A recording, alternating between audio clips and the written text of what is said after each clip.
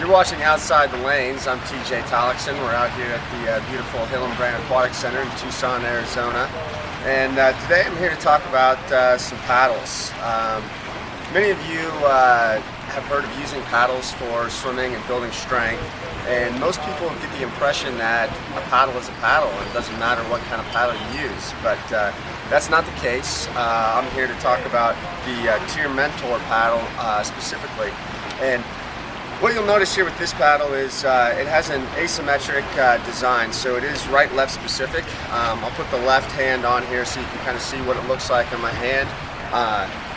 The idea of using this paddle is to, one, improve proper stroke mechanics, so it takes out some of the mistakes you would make using a badly shaped paddle or swimming without a paddle. The second thing that it does is build strength. Because it's actually larger than the size of your hand, the amount of force that you can apply on the surface area of the paddle is great, so you can generate more force, thus using your shoulders, lats, triceps, all your swim muscles more.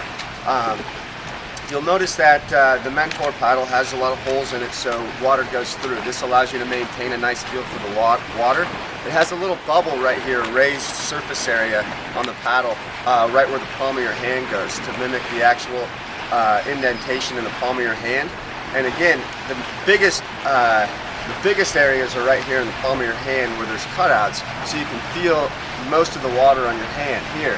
But you also see that there's excess material around the entire paddle.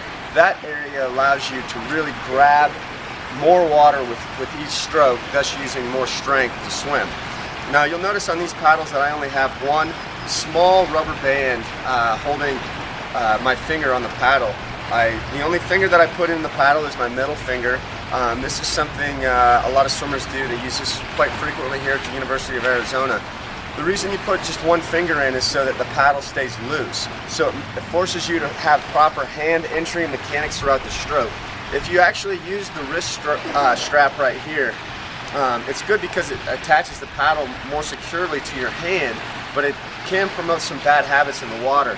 So if you're the type of person and when you go in you tend to scoop water up like this and then platform, the wrist will only promote that behavior, the wrist strap will, but if you just have your finger in, if you scoop up in the water like this, the paddle will actually separate, causing a little bit of a problem when you try to pull back down for your stroke. So it really helps keep the hand entry down.